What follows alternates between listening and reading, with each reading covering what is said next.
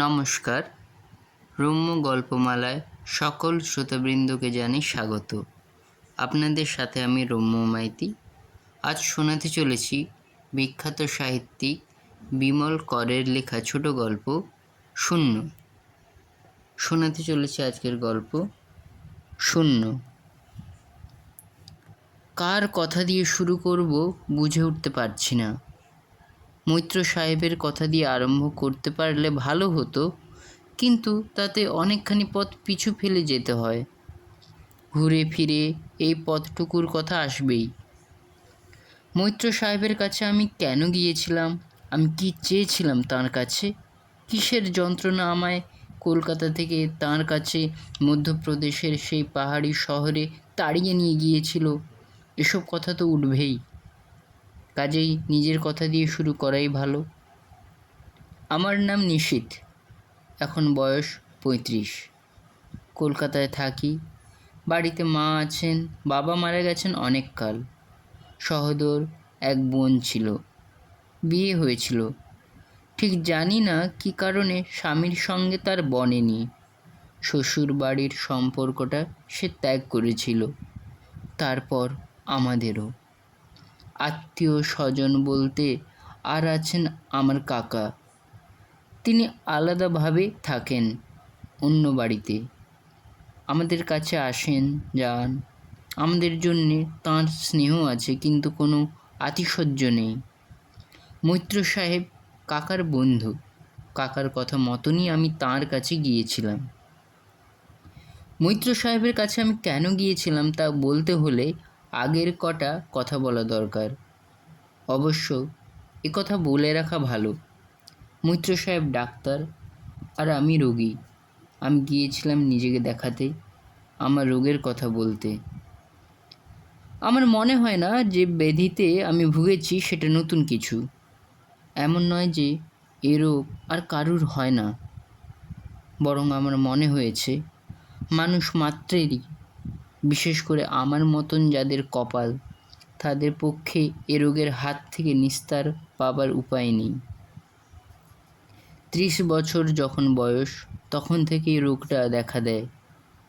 তার আগে মাঝে মাঝে উপসর্গ দেখা দিয়েছে, সেসব আমি তেমন বুঝিনি।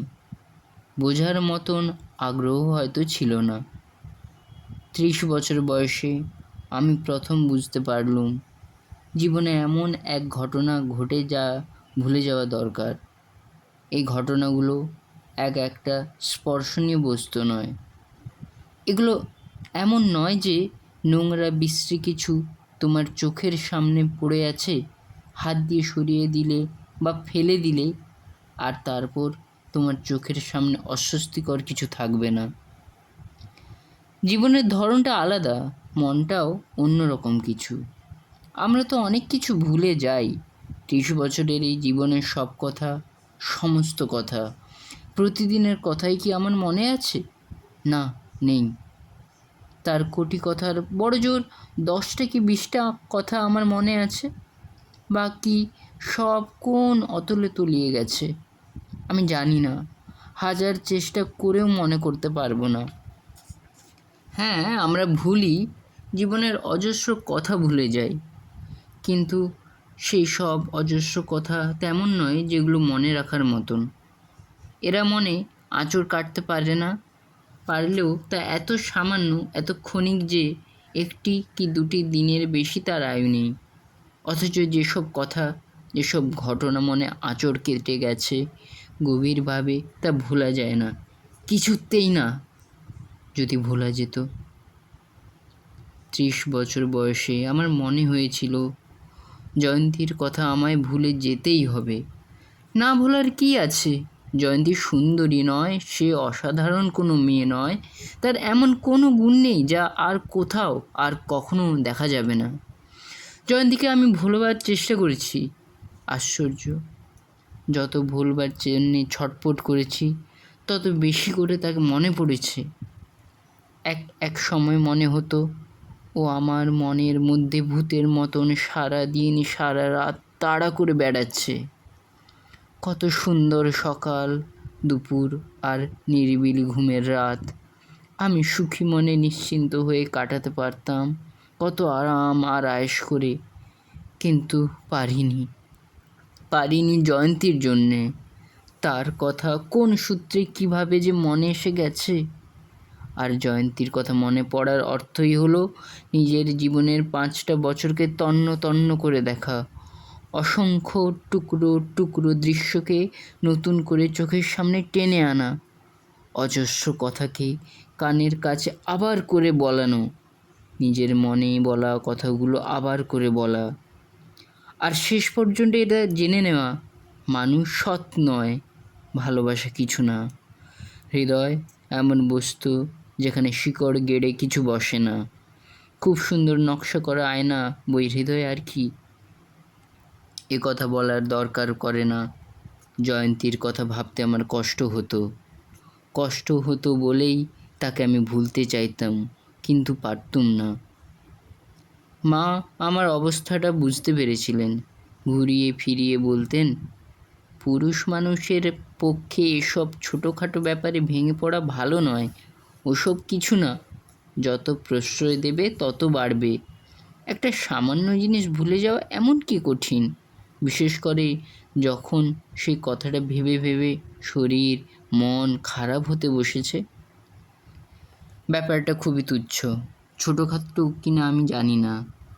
হয়তো মা যা বলেছিলেন তাই ঠিক।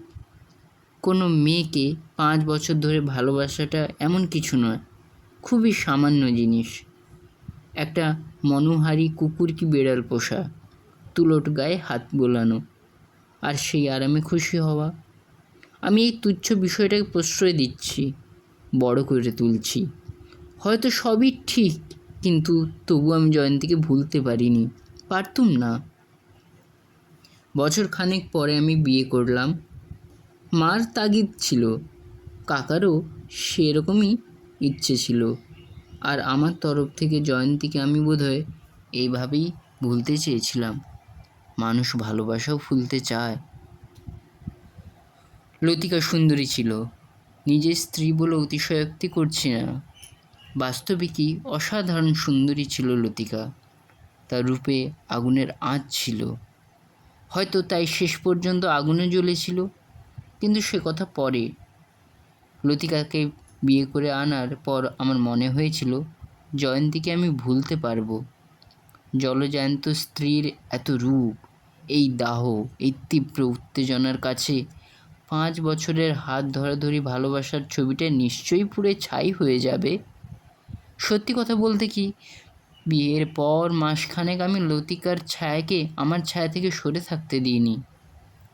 তবু জয়ন্তীকে ভুলতে পারলুম না, বরং লতিকার পাশে শুয়ে জয়ন্তীকে আরও বেশি করে মনে পড়তো। কেন পড়তো জানি না। লতিকার অগোচরে কিছু ছিল না, সে জানতো। আমার সব কথা লতিকা জেনেছিল, কিন্তু আমি তার কথা জানতুম না। পরে জানলুম। পাঁজি পুঁথিতে আমার বিশ্বাস কোনো কালেই ছিল না, কিন্তু 32 বছর বয়সটা আমার যেভাবে গেছে তাতে মনে হয় সব রকম দুষ্ট গ্রহ এই সময়টায় আমার দিকে শকুনি চোখে তাকিয়েছিল, যেন দেখছিল আমার কি হয়, আমি কি করি। আমি কিছুই করিনি, চুপচাপ শুধু দেখছিল, নীরব দর্শকের ভূমিকা। জীবনের আর একটা ভূমিকা, সকলকেই এই ভূমিকায় অভিনয় করতে হয়, না করে উপায় কি। আর 5টা মাস বেঁচে থেকে ছেলেটা মরে গেল। কি সুন্দর দেখতে হয়েছিল খোকা, লতিকার মতন গায়ের রং পেয়েছিল, তারই মতন ঠোঁট গাল, আর আমার মতন চোখ নাক মুখ। খোকা এক শীতের সকালে মরে গেল। আশ্চর্য, কি সহজেই মানুষ মরে যায়। আর তারপর এক বর্ষার শুরুতে লতিকা পালিয়ে গেল। লতিকার কথা আমি জানতুম না, আমার কথা লতিকা জানতো। আমি জানতুম না লতিকার পছন্দ করা এক মানুষ আছে, যে মানুষ চমৎকার রাইড করতে পারে, রাইফেল চালাতে পারে। এই মানুষটি আগে থাকতেই ছিল, মাঝে পড়ে বিয়েটা আমার সঙ্গে হয়ে গিয়েছিল। এটা একটা ভুল, অনেক মারাত্মক ভুল জীবনে হয়, বুঝে না বুঝে। লতিকা তার মামার ভুলটা এইবার শুধরে নিল বোধহয়।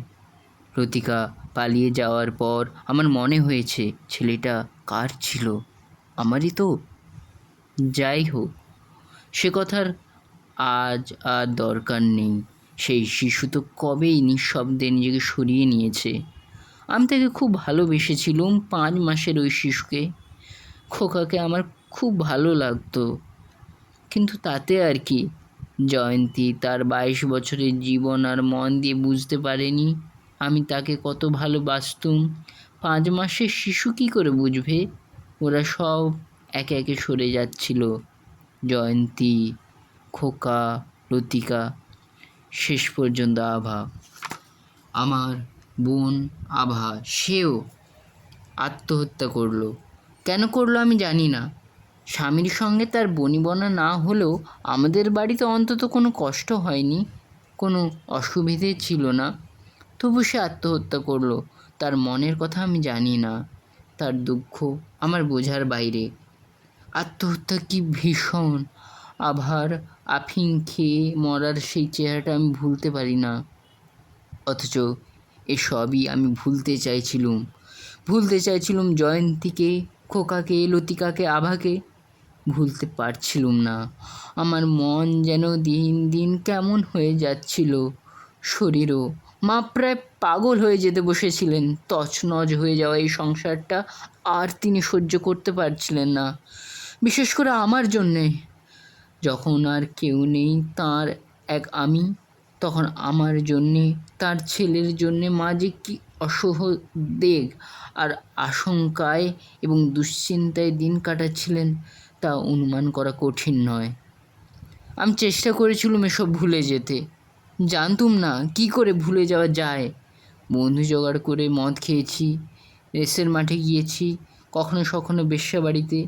এসব জিনিস এমন কিছু নয় যাতে ভালোবাসার কথা ভোলা যায়, পালিয়ে যাওয়া সুন্দরী বউয়ের কথা ভোলা যায় একটি সুন্দর সন্তানের কথা। বেচারির আভা সে আফিং খেয়ে মরা মুখটা আমিও অন্তত ভুলতে পারিনি। আমার কোনো লাভ হয়নি, বরং লোকসানই হয়েছে। মদে, রেসে, বেশ্যাবাড়িতে কিছু টাকা গেছে, পৈতৃক অর্থ। আর শেষে এই সূত্রে আলাপ হওয়া এক বন্ধু নিরঞ্জন চক্রবর্তীকে যে 1000 টাকা দিয়েছিলাম ফাটকাবাজি করতে, তাও জলে গেল। ও আমার সঙ্গে জোচ্চুরি করলো। সব ছেড়ে দিয়ে এবার ঘরকে আশ্রয় করলুম। কিন্তু কই, এই ঘরও তো আমার জীবনের কটা বছরকে ধুয়ে মুছে পরিষ্কার করে দিতে পারলো না। মার ইচ্ছে ছিল আমি পূজা আর্চা করি, তাতে নাকি মন ভালো হয়, মানুষ দুঃখ কষ্টকে ভুলতে পারে। কিছুদিন আমি সে চেষ্টাও করেছি। পট সামনে রেখে মূর্তি ধ্যান করবার জন্যে চোখ বন্ধ করে বসেছি। ঘরে অনেক সুগন্ধি ধূপ জ্বেলেছি, ধুনো দিয়েছি, কিন্তু পটের আড়াল থেকে জয়ন্তী আমার চোখের সামনে ভেসে উঠত। ধুনোর ধোঁয়ায় রেখাগুলো উড়ে উড়ে খোকার অস্পষ্ট একটি অবয়ব তৈরি করত। লতিকা আমার মনের মধ্যে হেঁটে চলে বেড়াতো। দেখতে পেতাম আভাকে, তার কথা শুনতে পেতাম। ঈশ্বরে আমার বিশ্বাস ছিল না, মাঠে আস্থা ছিল না। তবু কটা দিন মার কথায় একটা অর্থহীন ক্রিয়া করা গেল, শেষে ছেড়ে দিলাম। শরীর আমার আরও খারাপ হয়ে পড়েছিল, খুব খারাপ। আয়নায় নিজের চেহারা দেখলেই সেটা বুঝতে পারতাম। মন আমার ভীষণ অন্যমনস্ক থাকতো। কোনো কথা ভালো বুঝতাম না, কারুর কথা শোনার মতন ধৈর্যও থাকতো না। আমার ঘুম ছিল না, সারা রাত ভোরে ভাঙা ভাঙা তন্দ্রা ছিল, আর সেই তন্দ্রার গায়ে দুঃস্বপ্ন। সেই জয়ন্তী, লতিকা, খোকা, আভা। বাড়িতে ডাক্তার আসতো, মা ব্যাকুল হয়ে পড়েছিলেন, কাকাও উদ্বেগ অনুভব করতে শুরু করেছিলেন। প্রায় নতুন নতুন ডাক্তার আসতো, তারা নাড়ি দেখতো, বুক দেখতো, টাকা নিত, ওষুধ দিত। মা বলতেন, নিশীথ তুই যে পাগল হয়ে যাবি, মনটা একটু শক্ত কর। কত লোকের কত কিছু যায়, তা বলে কি তারা এমনভাবে ভেঙে পড়ে? আমার দিকে তাকিয়ে দেখ, স্বামী গেছে, মেয়ে গেল, ছেলের বউ নাতি, তবু তো আমি দাঁড়িয়ে আছি। সত্যি মা দাঁড়িয়েছিলেন। কী করে, কেমন করে তিনি শক্ত হয়ে আছেন আমি বুঝতে পারতুম না। তবু মাকে আমি বলেছি, লতিকাকে কি তুমি ভুলতে পেরেছ মা? ঠিক করে বলো। আমি জানতুম মা জবাব দেবেন না। লতিকা যদি মরে যেত, আত্মহত্যা করত, স্বামী এবং মেয়ের মতন মা তাকে ভুলতে পারতেন। মৃতকে ভোলা সহজ, মৃতের সঙ্গে আমি জড়িয়ে থাকি না, কিন্তু লতিকার সঙ্গে এ সংসারের সম্ভ্রম, মর্যাদা, গৌরব অনেক কিছুই জড়িয়েছিল। মা যার অংশীদার, নিজের অংশের এই নীলাম্মার পক্ষে সহ্য করা সম্ভব নয়। লতিকাকে মা তাই কিছুতেই ভুলতে পারতেন না। আমি কাউকেই ভুলতে পারতাম না। জয়ন্তী, লতিকা, আভা, খোকা, এদের সবার সঙ্গে আমার জীবনের অনেক কিছু জড়িয়েছিল। বিশ্বাস, ভালোবাসা, সততা, মর্যাদা, স্নেহ, এসবই যে জড়িয়েছিল, কী করে আমি ভুলবো? আমার কথা কাউকে বোঝাবার নয়, নিজের কথা নিজেকেই ভাবতে হবে, নিজেকে শুধোতে হতো। আমি যা বিশ্বাস করে এসেছি ছেলেবেলা থেকে, ভালোবেসেছি, শ্রদ্ধা করেছি, দেখতাম তার সবই প্রায় আতশবাজির ফুলের মতো। ওরা এক একটি চোখ ভোলানো স্বপ্ন, মুহূর্তের মোহ, সত্য নয়, চিরকালের জন্য নয়, সুন্দর নয়। একদিনের কথা মনে পড়ছে, কাকা এক ডাকসাইটে ডাক্তার এনে হাজির করেছিলেন। ভদ্রলোক আমায় প্রথমেই প্রশ্ন করেছিলেন, আপনার অসুবিধে কি, মানে কমপ্লেনটা কিসের? জবাবে আমি আমার কপাল দেখিয়ে বলেছিলাম, মাথায়। কি কষ্ট হয় তা বলতে পারবো না। স্ট্রেঞ্জ, কি না হলে আপনার মনে হবে আপনার আর কষ্ট নেই? শুধু যদি 5-6 বছরের কথা আমি ভুলতে পারি, যদি এই বছরের স্মৃতি বলে আমার কিছু না থাকে। আমার কথায় ভদ্রলোক বোধহয় খুবই অবাক হয়েছিলেন।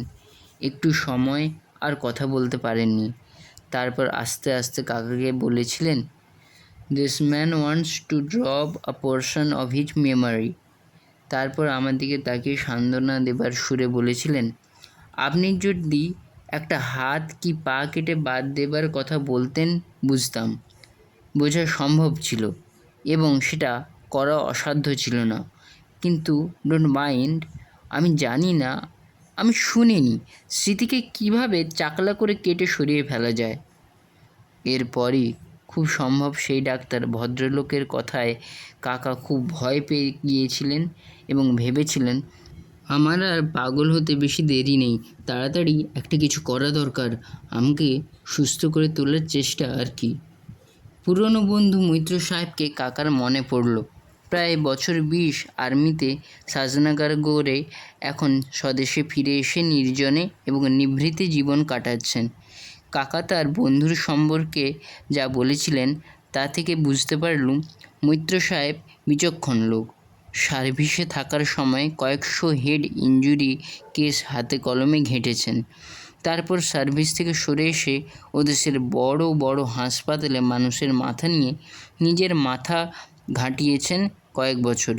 অবশেষে কী খেয়াল হলো, সব ছেড়ে ছুড়ে দিয়ে চলে এলেন স্বদেশে। বাংলাদেশে স্বাস্থ্য পোষাবে না, কলকাতা ভালো লাগে না, সিটি লাইফ আর নয়, একটু ঠান্ডা নিরিবিলি নির্জন জায়গা থাকতে চাই, বুঝলে কুমুদ শঙ্কর? শিপির এই জায়গাটা আমার পছন্দ হয়েছে, একটা বাংলো বাড়ি কিনেছি, খাসা আছি। মৈত্র সাহেব কাকাকে লিখেছিলেন। মৈত্র সাহেবের সঙ্গে কাকার চিঠি লেখালেখি শেষ হলো, মার সঙ্গে আলোচনা শেষে কাকা বললেন আমাকে, তুমি একবার ওর কাছে যাও, অভিজ্ঞ লোক, খুব সুন্দর মানুষ, উনি তোমার কিছু করতে পারবেন, জায়গাটাও ভালো, কিছুদিন বেরিয়ে আসতে পারবে, ভালো লাগবে তোমার। আপত্তি করার, অরাজি করার কিছু ছিল না। আমি পাগল হয়ে যাই কি মরে যাই এ আমি চাই না, বাঁচতেই চেয়েছি আমি, খালি বুঝতে পারছিলাম না কি করে বাঁচব। জীবনের কতকগুলো অস্বস্তিকর যন্ত্রণাদায়ক দিনের কথা ভুলে গিয়ে কি করে আবার বাঁচতে পারি। মৈত্র সাহেবের কথা। কুমুদ শঙ্করের ভাইপো নিশীথ দিন কয়েক হলো এখানে এসেছে। ওর সমস্ত কথা আমি শুনেছি। ছেলেটির বয়স অল্প, এই বয়সে এই বেচারিকে পরপর কয়েকটা বড় রকমের দুঃখের আঘাত পেতে হয়েছে। খুব নরম ধাতের মানুষ হলে যা হয়, নিশীথেরও দেখছি তাই। দুঃখ আঘাতগুলো মনে বড় বেশি করে বেজেছে। ছেলেটি মনের দিক থেকে একেবারে ভেঙে পড়েছে। এক ধরনের মানুষ আছে যাদের কতগুলো শব্দের ওপর অস্বাভাবিক একটা টান আছে। আমি যদিও শব্দ কথাটা ব্যবহার করছি, কিন্তু আসলে এগুলি শব্দ নয়, শব্দের মধ্যেকার আইডিয়া। যেমন ধরা যাক পেট্রিয়াজম শব্দটা, বাংলায় বলে স্বদেশপ্রীতি। এই শব্দটা ইংরেজি হোক কি বাংলা কি অন্য কিছু, এর মধ্যে এমন একটা আইডিয়া আছে যা বেশিরভাগ মানুষই যতটা না বোঝে তার চেয়ে ঢের বেশি ভালোবাসে।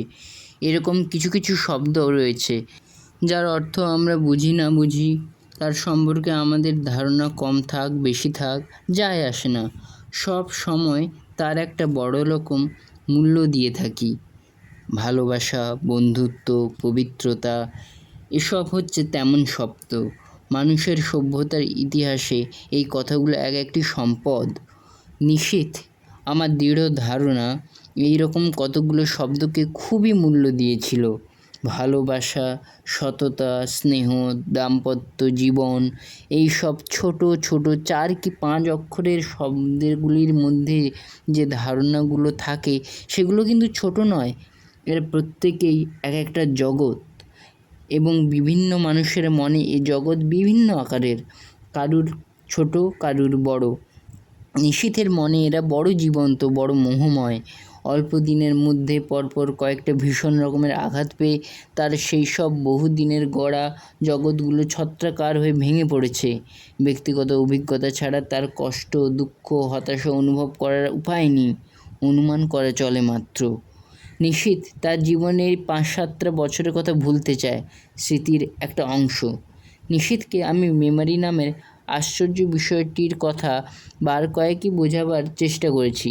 মেমোরির ফিজিওলজি ওর পক্ষে বোঝা সহজ নয়, তবু সহজ করে একটা ধারণা মনে গেঁথে দেবার চেষ্টা করেছি।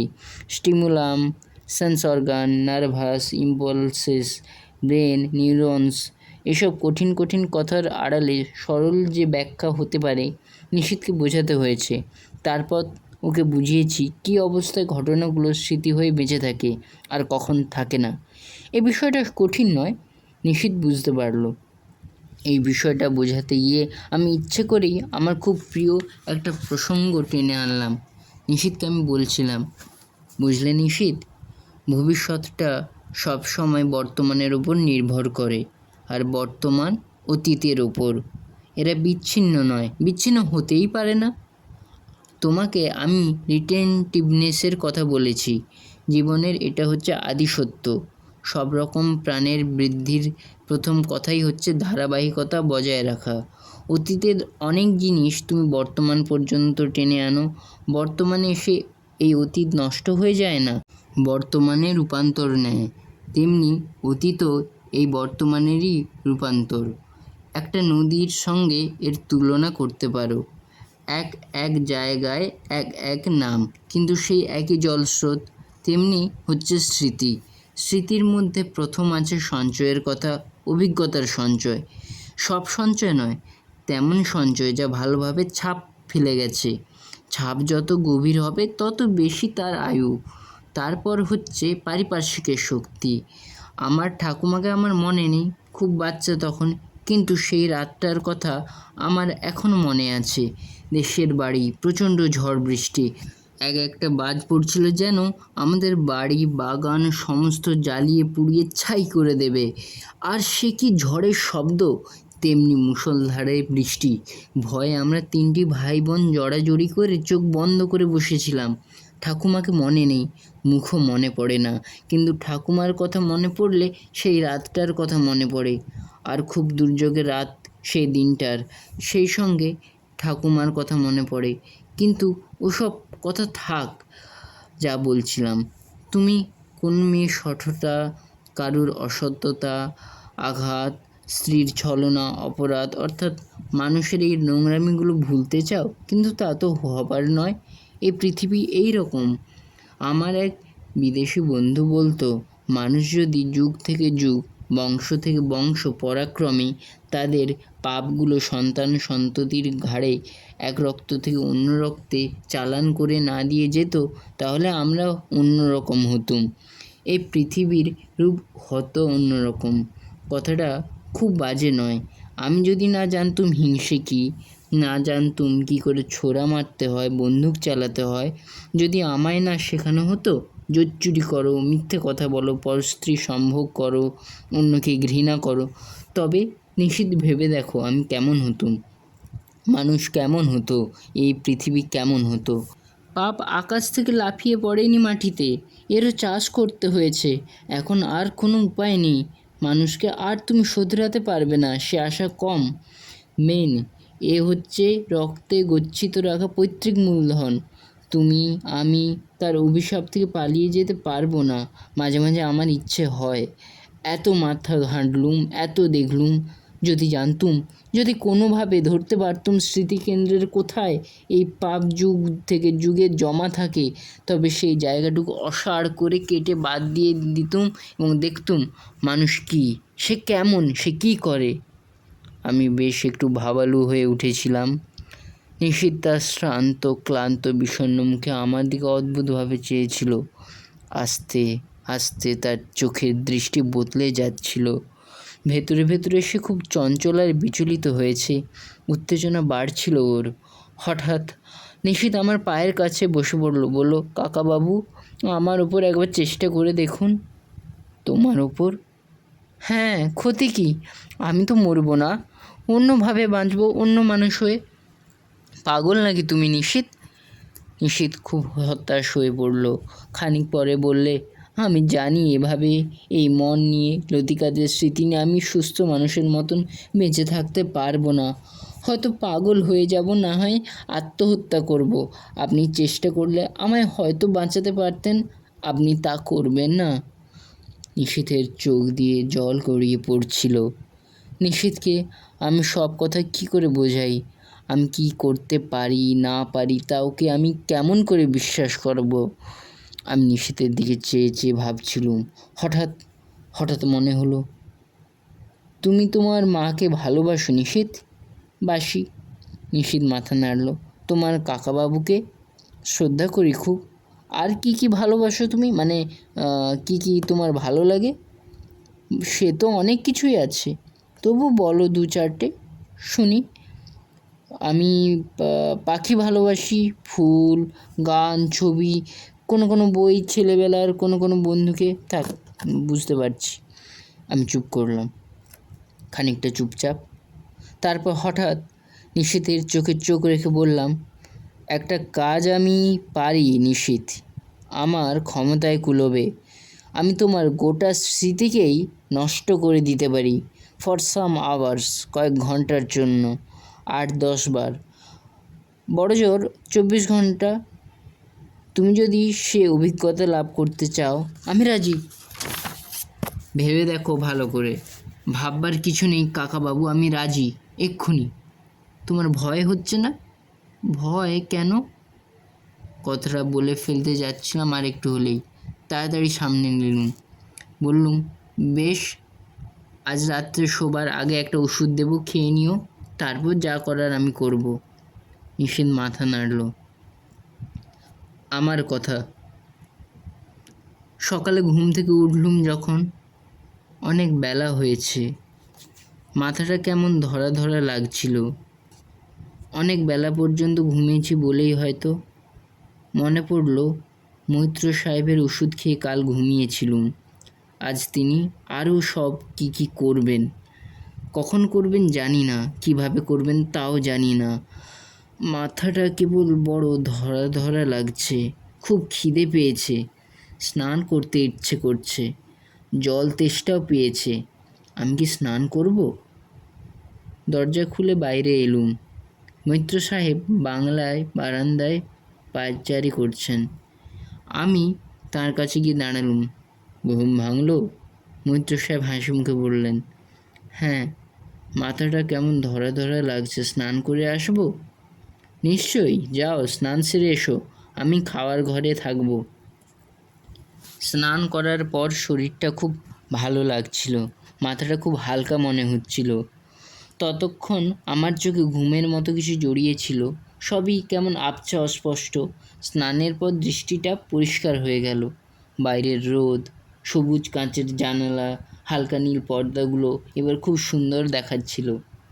মৈত্র সাহেব ডাইনিং টেবিলের সামনে বসেছিলেন। সামনে কতকগুলো লেখা কাগজ ক্লিপ দিয়ে গাঁথা। আমি টেবিলে এসে বসতে মৈত্র সাহেব চা ঢালতে শুরু করলেন। ইশারায় রুটি, মাখন, ডিম, কলার প্লেটটা তুলে নিয়ে খেতে বললেন। খিদে পেয়েছিল খুব। কোনো কথা না বলে আমি খেতে লাগলাম।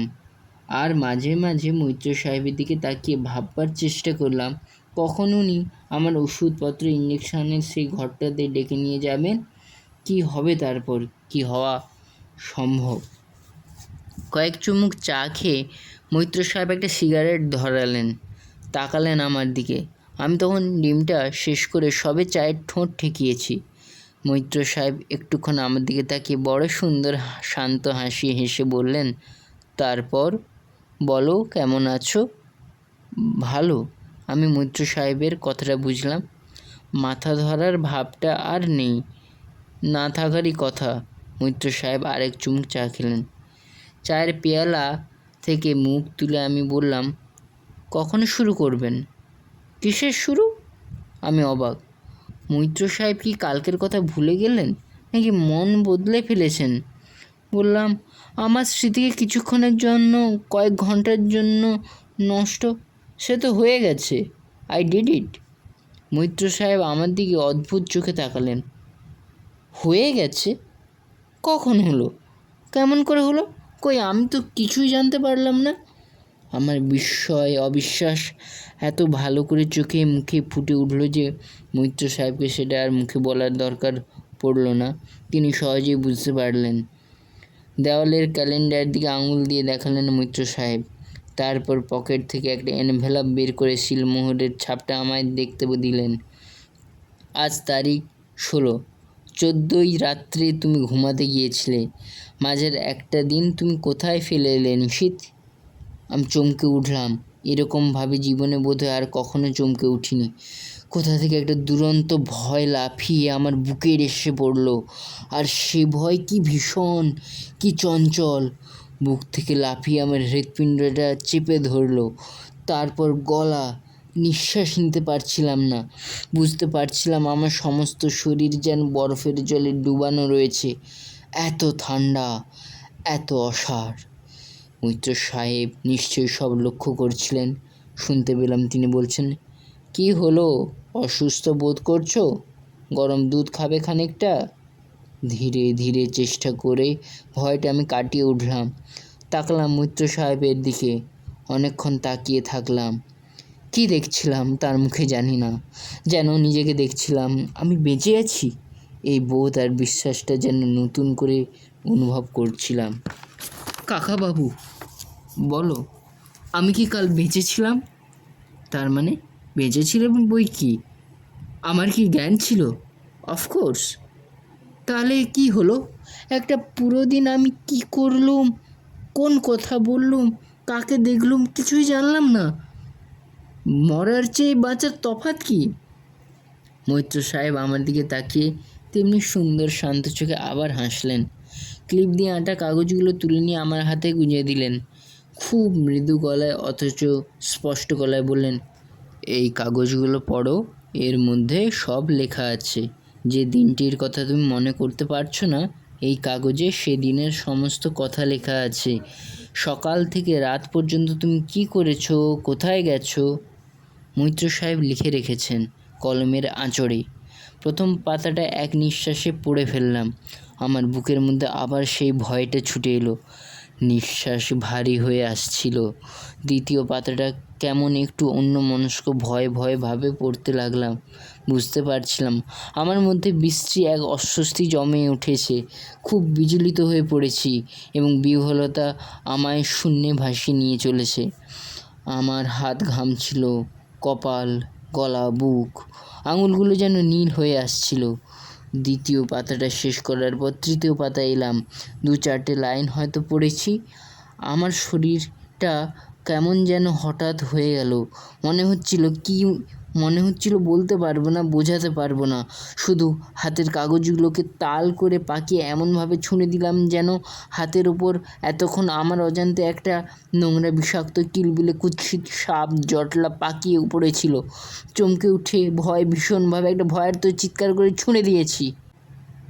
তারপর আমি কেঁদেছি, হয়তো অনেকক্ষণ ধরে। মৈত্র সাহেব কখন উঠে বাইরে চলে গেছেন, একটিও কথা না বলে। আমার কান্নাও থামল। ঘরটা নিস্তব্ধ। ওয়াল ক্লকটা টিক টিক করে বেজে চলেছে। আমি ঘড়িটা দেখলাম, মনে হলো ওই ঘড়িটার টিক টিক এখন বন্ধ হয়ে গেলে কেমন হবে। আমার তেমনি হয়েছিল কাল। আমি ছিলাম কিন্তু সে থাকা একটা বন্ধ ঘড়ির মতো। ঘর ছেড়ে বাইরে চলে এলাম। মৈত্র সাহেব বাগানের রোদে ফুল গাছের কাছে ঘুরে বেড়াচ্ছিলেন। ওই বাগান আমায় টানছিল, ওই সুন্দর রোদ, মৈত্র সাহেবের সুঠাম দেহ, তাঁর পোশাক। একটা কাক ডাকছিল, কটি চড়ুই উঠছিল, দেবদারু গাছের পাশ দিয়ে নীল আকাশটা উঁকি মারছিল। একটি মেয়ে বাইসাইকেল চেপে রাস্তা দিয়ে চলে গেল। আমি জানি না পা পা করে কখন বাগানে মৈত্র সাহেবের কাছে গিয়ে দাঁড়িয়েছি। আমি কথা বলতে পারছিলাম না, কি বলবো ভেবে পাচ্ছিলাম না। মৈত্র সাহেব একটা হলুদ গোলাপ আঙুল দিয়ে দেখিয়ে বললেন, এটা কী ফুল বলতে পারো? বলে হাসলেন। গোলাপ। আমিও হাসলাম। আজ পারলে, কাল কিন্তু পারোনি। সত্যিই পারিনি। কাল আমি কিছুই চিনতে পারিনি। ঘাস, পাখি, ফুল, নদী, মানুষ, রাস্তাঘাট, আকাশ, মাটি কিছুই না। এই জগতের কোনো জিনিস আমার চেনা ছিল না। আমার মুখে কথা ছিল না, কারণ ভাষা আমার জানা ছিল না। আমি জানতাম না আগুন কি, আগুন কেমন। আমি বুঝতে পারিনি, না, কিছুই পারিনি। আমার এত চেনা জগৎ একেবারেই অচেনা হয়ে গিয়েছিল। কি সাংঘাতিক! মৈত্র সাহেব গোলাপ ফুলটা ছিঁড়ে আমার হাতে দিলেন, বললেন, নিশীথ, তুমি স্মৃতিকে কি সত্যি নষ্ট করতে চাও? Memory and image? আমি আর কিছুই চাই না কাকাবাবু। এই কষ্ট অনেক ভালো। ইয়েস, এই কষ্ট অনেক ভালো। তবু আবার করে শিশু হওয়া যায় না? মরশুমি ফুলের ঝোপটা পেরুতে পেরুতে মৈত্র সাহেব আবার বললেন, তুমি যেন সত্যিই ভেবো না আমি তোমার স্মৃতিকে নষ্ট করে দিয়েছিলাম একটা দিনের জন্যে। না, সে ক্ষমতা আমার নেই, হয়তো কারুরই নেই এখনও পর্যন্ত। আমি শুধু তোমায় ঘুম পাড়িয়ে রেখেছিলাম গোটা একটা দিন। তবে কাগজে আমি যা লিখেছিলাম তা কল্পনা নয়। If you have no memory, এমনটিই হবে। এই জগৎ শূন্য হয়ে যাবে তোমার কাছে, একেবারেই শূন্য। তোমার মা থাকবেন না, ফুল, বই, পাখি, গান, ছেলেবেলা, তোমার বাবার স্মৃতি, শত শত ছোট ছোট সুখের অভিজ্ঞতা, আনন্দ। এটাই কি তুমি চাও? না, কেউ চাইবে না। আফটার অল, শূন্য থেকে আমরা শুরু করেছিলাম, এখন 1, 2 করে 9 পর্যন্ত এসেছি। আমরা শুধু আশা করব পরের শূন্য আসুক, কিন্তু শুরুর শূন্য নয়, শেষের শূন্য।